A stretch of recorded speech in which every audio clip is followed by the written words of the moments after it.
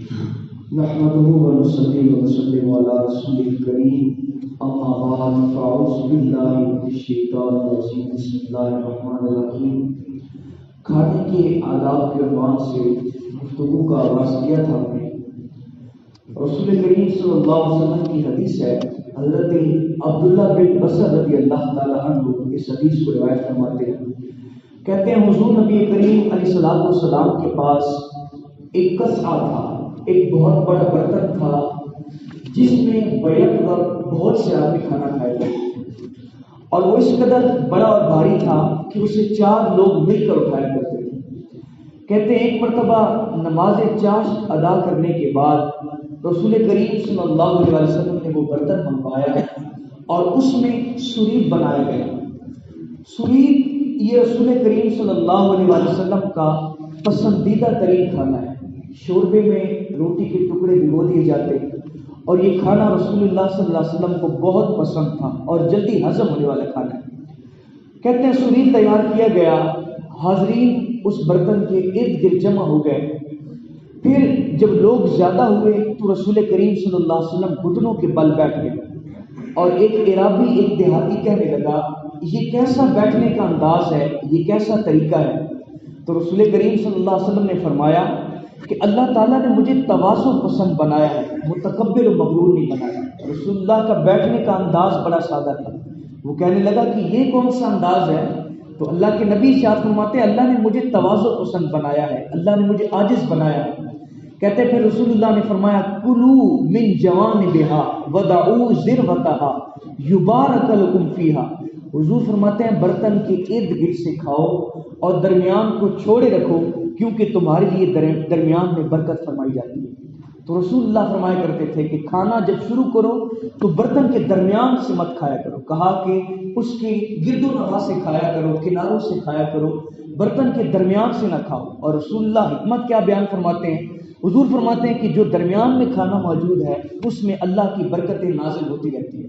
تو کہا کہ ارد گرد سے کھاؤ تاکہ آخر تک یہ جو اللہ کی برکتیں ہیں تمہارے کھانے میں شامل ہیں۔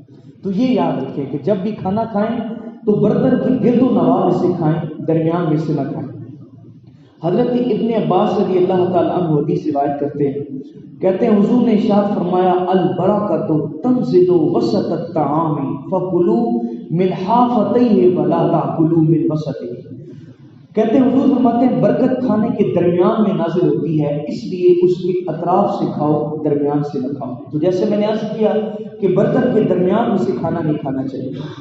اور ایک اور رسول کریم صلی اللہ علیہ وسلم کا بہترین طریقہ تھا کھانے کے آداب سے حوالے سے، رسول اللہ صلی اللہ علیہ وسلم ایک ہی برتن میں چند لوگوں کو شامل کرتے تھے۔ حضور فرماتے تھے کہ جب مل کے کھانا کھایا جائے تو اس میں اللہ کی برکتیں اترتی ہیں، اس میں اللہ کی رحمتیں اترتی ہیں۔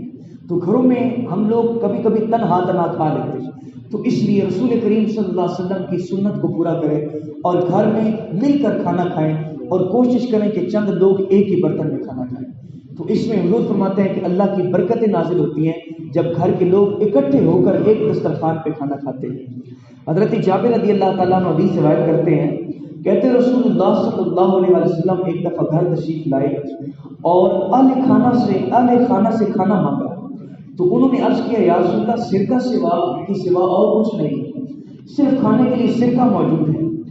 آپ صلی اللہ علیہ وسلم نے وہی منگوایا اور تناول فرمانے لگے اور ارشاد فرماتے تھے کہ نعم الادام الخل۔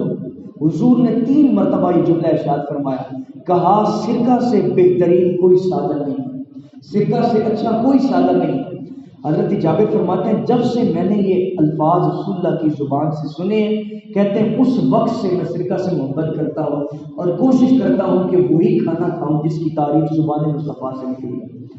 تو حضور کو سرکہ بہت پسند تھا۔ رسول کریم فرمایا کرتے تھے کہ سرکہ سے بہترین اور اچھا کوئی سالن نہیں، تو کبھی کبھی اس کا بھی استعمال کرنا چاہیے۔ حضرت ام سعد فرماتی ہیں کہ میں رسول اللہ کے گھر میں تشریف فرما تھی اور حضور تشریف لے کر آئے حضرت سیدہ عائشہ کے گھر، جبکہ میں ان کے پاس تھی، تو ارشاد فرمایا عائشہ کھانے کو کچھ ہے؟ تو سیدہ عائشہ صدیقہ عرض کرنے لگی جی ہاں یا رسول اللہ، ہمارے پاس روٹی ہے، خشک کھجوریں ہیں اور سرکہ موجود ہے۔ کہتے ہیں رسول اللہ نے فرمایا نعم الادام الخل اللہم بارک فی الخل فإنہ کان ادام الانبیاء قبلی ولا یفکر بیت فی خلق. کہتے ہیں حضور نے ارشاد فرمایا سرکہ بہت اچھا سالن ہے، کیونکہ مجھ سے پہلے یہ نبیوں کا سالن ہوتا تھا. اور حضور نے جو اگلی بات ارشاد فرمائی وہ توجہ طلب ہے. آقا کریم فرماتے ہیں ولم یفکر بیت فی خلق، کہا وہ گھر محتاج نہیں ہوتا جس میں سرکہ موجود ہو. تو کوشش کریں گھر میں سرکہ رکھیں. سرکہ یہ گڑ کا یا اسی طرح انگور کا یا کسی پھل کا جو ہے وہ پانی نکالتے ہیں، پھر اس کا خمیر بناتے ہیں. یہ اس طرح اس قسم کی ایک غذا ہوتی ہے، خمیر ہوتا ہے. تو رسول کریم فرماتے ہیں کہ جس گھر میں سرکہ موجود ہو اس گھر میں کبھی فقر نہیں آتا، اس میں رزق میں کمی نہیں ہوتی. تو یہ بھی ایک رزق میں زیادتی کا نسخہ ہے. تو رسول کریم صلی اللہ علیہ وسلم فرماتے ہیں کہ سرکہ جو ہے وہ استعمال کیا جائے، اور رسول اللہ کو بے حد پسند تھا.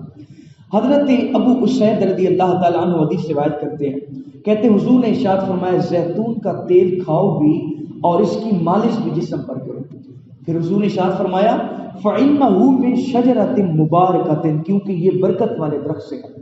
برکت والا درخت صرف رسول اللہ نے نہیں کہا زیتون کو، بلکہ اللہ کے قرآن میں سورہ نور کے اندر آیت ہے. حضور علیہ الصلوۃ والسلام کے اوپر نازل ہونے والی کتاب میں یہ آیت آئی ہے. اللہ تعالیٰ ارشاد فرماتا ہے من شجرۃ مبارکۃ زیتونہ، اللہ تعالیٰ ارشاد فرماتا ہے کہ یہ جو درخت ہے زیتون کا یہ مبارک درختوں میں سے ایک ہے.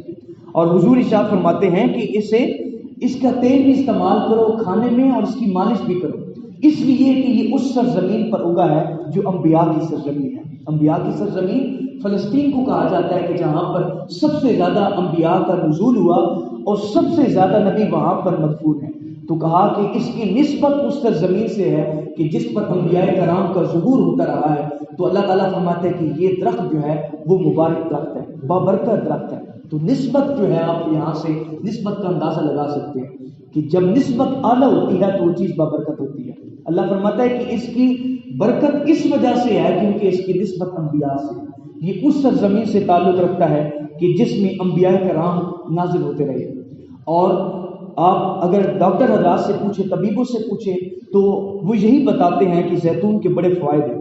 رسول کریم صلی اللہ علیہ وسلم بھی فرما گئے ہیں کہ اس میں بہت سی بیماریوں کا علاج ہے. حضرت سیدنا ابو ہریرہ رضی اللہ تعالیٰ عنہ روایت کرتے ہیں، کہتے ہیں کہ زیتون کا تیل 70 امراض کا علاج ہے. ایک یا دو نہیں، 70 امراض کا علاج ہے، جن میں سے سب سے اہم ترین جو مرض ہے وہ جسام ہے، کوڑ ہے، وہ برس ہے. اگر کسی کے جسم پہ کوڑ ہو جائے، برس ہو جائے، جسم سفید ہونے لگے، تو حضرت ابو ہریرہ فرماتے ہیں کہ وہ زیتون کے تیل کی مالش کرے، اللہ تعالیٰ اسے شفا دے گا. تو زیتون کے تیل میں اللہ نے بڑی برکتیں رکھی ہیں. یہ حدیث سے بھی ثابت ہے، طبیبوں سے بھی ثابت ہے.